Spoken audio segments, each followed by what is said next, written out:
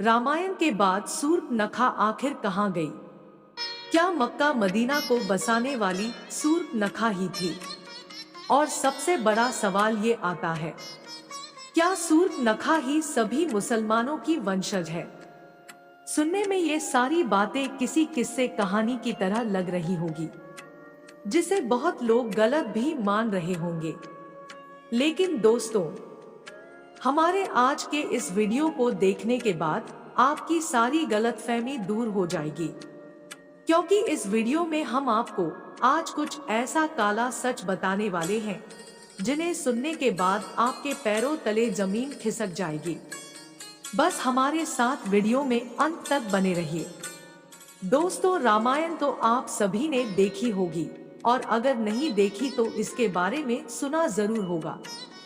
और अगर नहीं सुना है तो दोस्तों, आपका हिंदू होना बेकार है, क्योंकि रामायण एक ऐसी कथा है जिसके बारे में हर हिंदू को पता होना ही चाहिए, जिसमें ये दिखाया जाता है किस तरह राम ने अपनी पत्नी का अपहरण करने वाले रावण को मार गिराया था। और इस पर सवाल ये उठता है कि रावण की बहन सूर्पनखा उसकी मौत के बाद आखिर कहाँ गई? हम सभी को मालूम है कि रामायण में सभी राक्षसों का वध हुआ था और विभीषण को और उसके साथियों को लंका सौंप दी गई थी, लेकिन उसमें सूर्पनखा के वध के बारे में नहीं बताया गया। उसकी नाक काट दी गई थी, ये तो बताया गया, लेकिन इसके बाद सूर्पनखा कहाँ गई, इस बात का जिक्र रामायण में नहीं मिलता। असल में दोस्तों, जब सूर्पनखा राम की तरफ आकर्षित होकर उनके पास आती है और कहती है कि वो भगवान राम से प्रेम करने लगी है, तो श्री राम इस बात को सुनकर तुरंत मना कर देते हैं, क्योंकि उन्होंने पहले ही माता सीता से विवाह कर रखा था।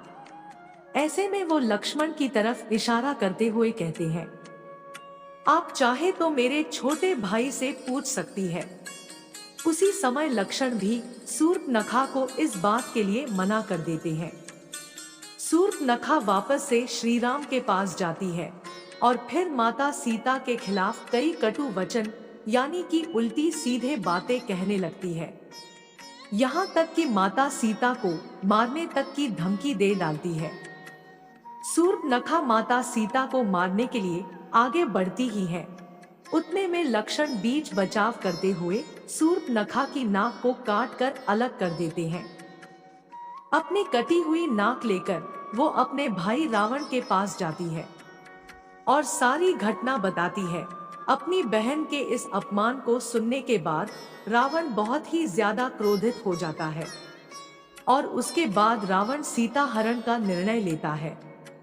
रावण सीता का हरण भी करता है और ऐसा करने के लिए भगवान राम उसे मृत्युदंड भी देते हैं। लेकिन इन सब चीजों के बीच एक बार भी सूर्पनखा का जिक्र नहीं होता। सवाल यहीं पर आकर अटक जाता है कि सूर्पनखा आखिर इसके बाद कहाँ गई? दोस्तों, बहुत सी कथाओं में ऐसा बताया गया कि प्रकृति माता द्वारा उसे बंदी बना लिया गया, पर दोस्तों ये बात सरासर गलत है। कहा जाता है कि नाक काटने के बाद सूर्पनखा हर किसी से अपना चेहरा छुपाने लगी थी। उसके सारे भाई धीरे धीरे करके भगवान श्री राम के हाथों मारे जा रहे थे। ऐसे में सूर्पनखा ने अपना बचाव करते हुए दैत्य गुरु शुक्राचार्य के पास जाने की योजना बनाई। जब सूर्पनखा शुक्राचार्य के पास पहुंची तो वह जंगल में उन्हीं के आश्रम में रहने लगी। राक्षसों का वंश समाप्त न हो, इसलिए शुक्राचार्य ने भगवान शिव जी की आराधना की और लंबी तपस्या के बाद भगवान शिव ने स्वयं अपना शिवलिंग शुक्राचार्य को दिया और कहा, जिस दिन कोई वैष्णव यानी भगवान विष्णु का अवतार या फिर कोई ऐसा व्यक्ति जो भगवान विष्णु को मानता हो, उसने गलती से भी इस पर गंगाजल छिड़क दिया तो राक्षसों का पूरी तरह से सर्वनाश हो जाएगा और राक्षसों का अंश पूरी तरह से समाप्त हो जाएगा। इसी वजह से भगवान शिव द्वारा दिए गए शिवलिंग को शुक्राचार्य ने वैष्णव यानी हिंदुओं से दूर रेगिस्तान में स्थापित कर दिया। क्योंकि लगभग हर हिंदू भगवान विष्णु को मानता है। ऐसे में अगर कोई हिंदू जाकर उस शिवलिंग पर गंगाजल चढ़ा देता है तो राक्षसों का अंत हो जाता, जिसकी वजह से शुक्राचार्य ने दूर रेगिस्तानी इलाके में ले जाकर शिवलिंग की स्थापना की। और आज जिस जगह पर शिवलिंग स्थापित किया गया है उसी जगह को मक्का मदीना के नाम से जाना जाता है।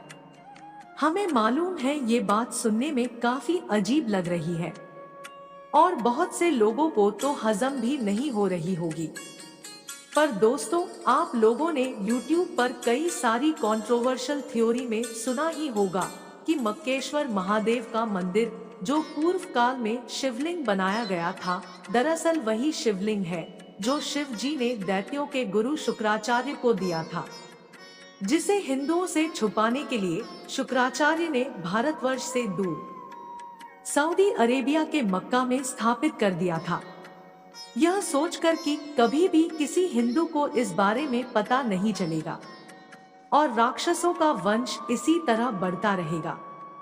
आपको बता दें कि शिवलिंग के बचाव का काम किसी और को नहीं बल्कि सूर्पनखा को दिया गया था। सूर्पनखा उस समय हमेशा चेहरा ढक कर रखती थी। धीरे धीरे उसने कई सारे बच्चों को जन्म दिया। वही बच्चे आज उसकी इस परंपरा को आगे बढ़ा रहे हैं। जी हाँ दोस्तों, हम बात कर रहे हैं मुसलमानों की, जिसमें आपने देखा होगा कि मुसलमान महिलाएं अपने चेहरे को ढक कर रखती हैं, जिसके लिए वह बुर्का पहनती है, जिसमें केवल उनकी आंखें ही नजर आती है और सूर्पनखा की भी सिर्फ अपनी आंखें ही नजर आती थी। मक्का मदीना में जो मक्केश्वर महादेव का शिवलिंग रखा हुआ है उसके बचाव के लिए सूर्पनखा ने वहीं पर रहना शुरू कर दिया और आज मक्का मदीना दुनिया की एक ऐसी जगह बन गई है जहां पर हिंदुओं को जाना वर्जित है।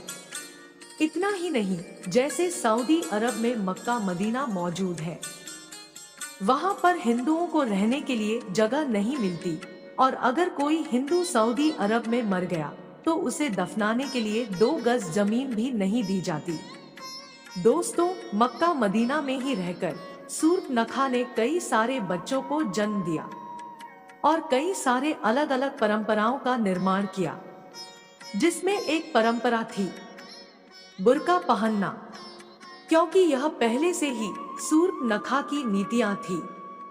दोस्तों, इतिहास की माने तो वो कहते हैं कि द्वापर युग के बाद के वंशज कालांतर में अब्राहम धर्म के अनुयायी है और साथ ही इसीलिए इस्लाम धर्म में शुक्रवार को विशेष महत्व दिया गया और ये चीज धार्मिक ग्रंथों में भी बताई जाती है। अगर एक तरह से देखा जाए तो शुक्राचार्य ने दैत्यों के लिए लड़ाई लड़ी, तपस्या की और शिवजी से उनके सदैव जीवित रहने का वरदान भी मांगा। इस वजह से इस्लाम धर्म में शुक्रवार के दिन को बहुत ही पवित्र माना जाता है और अगर इन सारी बातों को दरकिनार कर दिया जाए तो फिर भी ये बात सोचने वाली है कि आखिर ऐसी कौन सी वजह है जिसके चलते किसी भी हिंदू को मक्का मदीना के अंदर जाने की इजाजत नहीं है। कोई भी हिंदू चाहकर भी मक्का मदीना नहीं जा सकता। ऐसी वो कौन सी चीज है जो हिंदुओं को मक्का मदीना जाने से रोकती है?